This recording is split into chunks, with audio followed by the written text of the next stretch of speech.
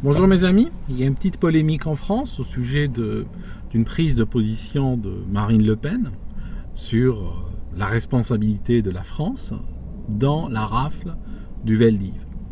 En fait, elle a pris la même position que François Mitterrand, sauf qu'à la différence de François Mitterrand, elle se présente aux élections cette année. Lui, il est mort. Donc, le Front National, chaque fois qu'il y a des élections ou des échéances électorales importantes qui s'approchent, des journalistes lui posent des pièges assez grossiers d'ailleurs, qui sont toujours basés sur des questions qui tournent autour de la période 39-45. Malgré cela, malgré la prévisibilité des questions et des pièges, il semblerait que les gens du Front National ne sont pas entraînés à apporter les réponses qu'il faut. Toujours est-il que Madame Marine Le Pen a donc déclaré que l'État français ou la France n'était pas responsable de cette rafle. Donc, ça s'est passé il y a très longtemps cette histoire, ça s'est passé en été 1942, il y a 75 ans. Je pense que si quelqu'un était un jeune adulte à l'époque, si quelqu'un avait 20 ans à l'époque, il aurait 95 ans aujourd'hui. Je n'étais pas né à cette époque-là, Marine Le Pen n'était pas née, mes propres parents n'étaient pas nés à cette époque. Donc je pense qu'on peut essayer d'en parler peut-être avec un petit peu de distance. Ce que je n'arrive pas en fait à concilier, c'est le fait que ce soit arrivé il y a 75 ans, et l'excitation de certains journalistes quand ils en parlent. Ce n'est pas comme si nous étions dans le feu de l'action ou dans le feu de l'émotion par rapport à un événement qui est arrivé la semaine dernière. Toujours est-il que je ne comprends pas le rôle de Marine Le Pen dans cette affaire. Parce que, du point de vue politique, elle est dans une situation où on évoque les crimes de l'establishment français. C'est l'occasion rêvée de remercier le journaliste d'avoir ramené un tel sujet sur la table et puis de tirer à boulet rouge sur cet establishment corrompu et pourri et qui est capable de tous les crimes, y compris les crimes de sang. Parce que, soyons clairs, une seconde, la rafle du Vélodrome d'hiver s'est passée dans un contexte extrêmement républicain. Les responsables de cette rafle, pour mémoire, c'était une rafle qui s'est passée en 1942. Elle a concerné à peu près 14 000 personnes, un tiers d'enfants et dans les adultes, une majorité de femmes. Pourquoi ? Parce que les adultes mâles avaient été soit raflés avant, parce que ce n'était pas la première rafle, soit ils avaient pris la fuite en pensant qu'on n'allait jamais rafler les enfants et les femmes. Parce que justement, la première avec cette rafle, c'est que c'était la première fois qu'on raflait les femmes et les enfants. Ils ont été emmenés dans un vélodrome qui n'existe plus, il était à la rue Nélaton. La rue Nélaton, c'est très simple, c'est à Paris, tu prends la Tour Eiffel, le trottoir, n'est-ce pas, tu fais face à la Seine, tu marches sur le trottoir, tu tournes à gauche et tu continues suivant le tracé du RERC comme si tu allais vers Versailles. Et à un moment donné, il y avait à cet endroit-là, le Vélodrome d'hiver qui a servi donc de lieu de détention pendant plusieurs jours avant que ces gens ne soient transportés vers des camps du Loiret. Donc, ça a été fait par qui ? Ça n'a pas été fait par une administration de type colonial. Ça n'a pas été organisé et fait par des Allemands.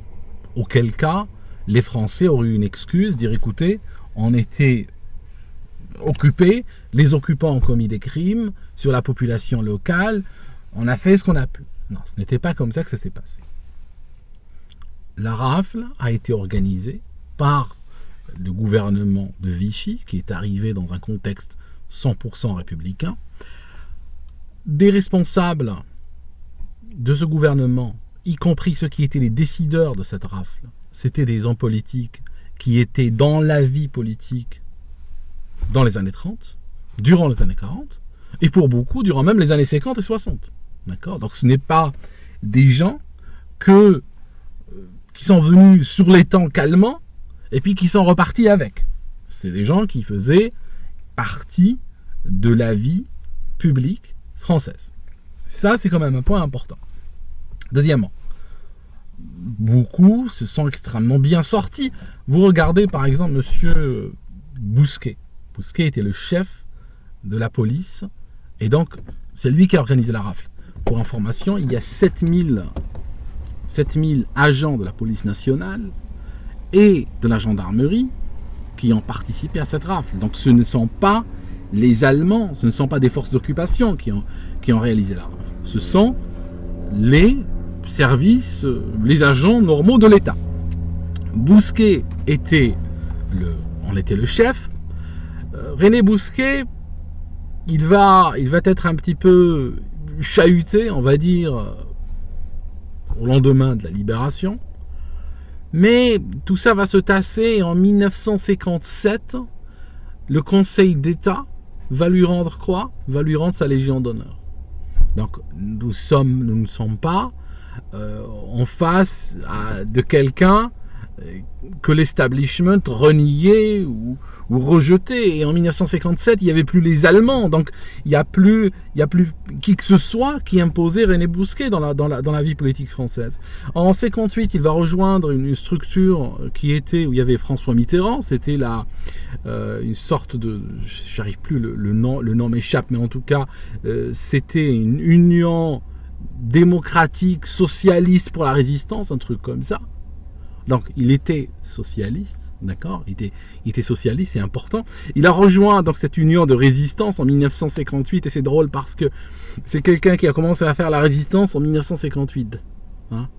Les Allemands étaient partis depuis un bon moment, là. D'accord. Toujours est-il que l'important, c'est qu'il est socialiste. Donc, voir des journalistes qui roulent clairement, comme l'establishment médiatique français roule pour le Parti Socialiste, on le sait.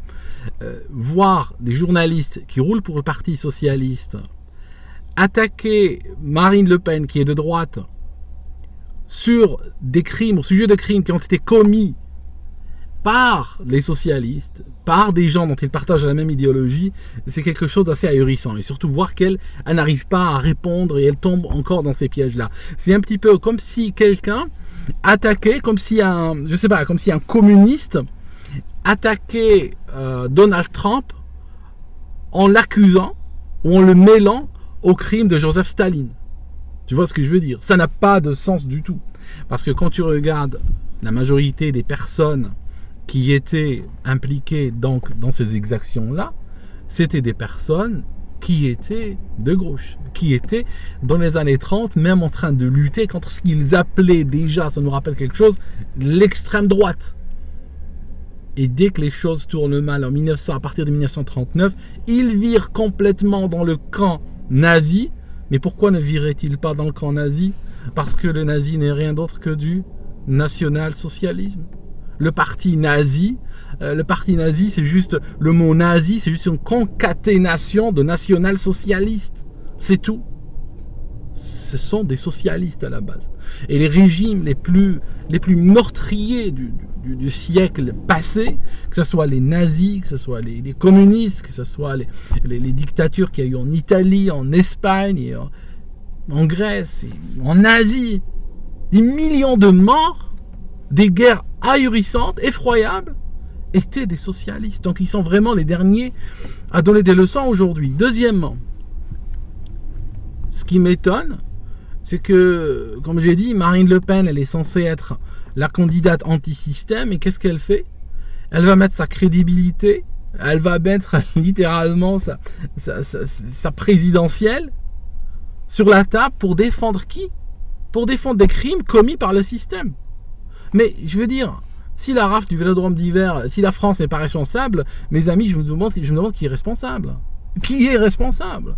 Mais c'est évident que la France est responsable. Mais bien sûr que Mitterrand, lui, il se défendait parce qu'il était extrêmement proche de Bousquet et d'autres qui étaient impliqués là-dedans. Donc c'est clair que lui, il a tout fait pour repousser donc ces accusations. Il ne voulait pas ouvrir la boîte de Pandore. Mais au fond, c'est clairement la France qui est responsable. D'ailleurs, je vous dis un truc très simple.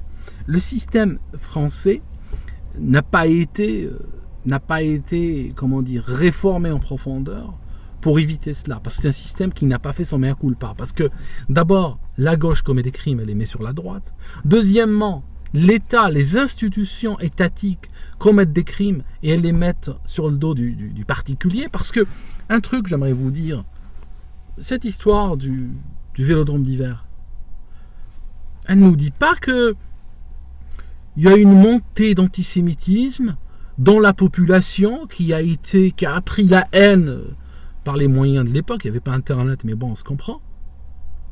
Et puis cette population a commencé à aller attaquer les Juifs ou les prendre de leur maison et les ramener au vélodrome d'hiver. Non, ce n'est pas ça qu'elle nous raconte, cette histoire.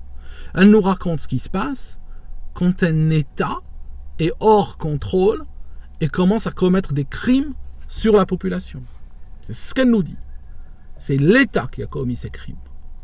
Donc, celui qui doit être à genoux et avoir honte, c'est l'État. Ce n'est pas le public. D'accord ? Ça, c'est quand même un point important. Deuxièmement, j'aimerais vous dire un truc. Le nazisme, c'est vrai que tirer sur le nazisme aujourd'hui, c'est comme tirer sur un éléphant dans un couloir. Il n'y a plus de nazis. Hein, si tu cherches, tu vas trouver peut-être un ou deux sympathisants par département, mais ça ne constitue pas de nos jours un danger. Il n'y a pas des panzers qui sont de l'autre côté de la frontière en attendant de nous foncer dessus. Ce danger n'existe pas aujourd'hui. Sur les 25 dernières années, combien de personnes ont été tuées par le nazisme ? Je compare avec autre chose. À l'époque, si on prend le nazisme comme un examen qui a été soumis, auquel a été soumise la société de l'époque, je ne parle même pas du bas peuple, je parle des élites, on voit bien qu'il y a eu un échec terrible. On voit bien que les élites politiques, intellectuelles, journalistiques ont soutenu le nazisme. Le Time Magazine déclarait en 1938 qu'Hitler était l'homme de l'année. Et il se fondait d'articles extrêmement positifs sur lui. Des hommes politiques de haut niveau déclaraient qu'Hitler était un interlocuteur valable. Jusqu'au moment où, pardonnez-moi l'image forte, ils se sont retrouvés assis sur une bouteille. Et qu'est-ce qui se passe ? Aujourd'hui, nous sommes soumis à d'autres examens. Cet examen n'est pas Adolf Hitler, lui il est mort. Cet examen n'est pas le nazisme. Mais cet examen va concerner d'autres pestes, d'autres menaces qui pèsent sur notre mode de vie, qui pèsent sur la sérénité des sociétés, qui pèsent sur la paix dans le monde. Et on voit bien que ces pestes-là ne tiennent pas du nazisme. C'est un autre type de peste qu'il y a aujourd'hui. Il y a une femme juive qui a été défenestrée il y a quelques jours. Elle n'a pas été défenestrée par un nazi. Et quand il y a eu une marche en sa mémoire, les gens ont été insultés. Ce n'était pas par des nazis. Aujourd'hui, l'État français, d'accord ? L'État français qui est l'héritier idéologique, qui est l'héritier de l'État qui était responsable de la rafle républicaine du Veldiv, aujourd'hui est un État qui soutient, qui protège, qui finance les pestes d'aujourd'hui comme il l'a fait avec les pestes d'hier. C'est un État qui collabore avec les dangers d'aujourd'hui, avec les ennemis d'aujourd'hui, comme il a collaboré, comme il a protégé les ennemis d'hier. D'accord ? C'est la même correspondance. Mais aujourd'hui, on ne demande pas à l'État français aujourd'hui de rejeter le nazisme. C'est parce que ce n'est pas ça l'urgence, ce n'est pas ça la question, ce n'est pas cela la menace. Serait-il aujourd'hui capable de repousser, de combattre, on ne demande même pas tant, juste ne pas s'impliquer avec, non pas les menaces de 1939, mais les menaces de 2007. Et la réponse, on voit que non. On voit que cet État n'a rien appris. On voit que cet État continue jusqu'à aujourd'hui à s'impliquer avec les pestes d'aujourd'hui et les pestes de demain. C'est ça le problème.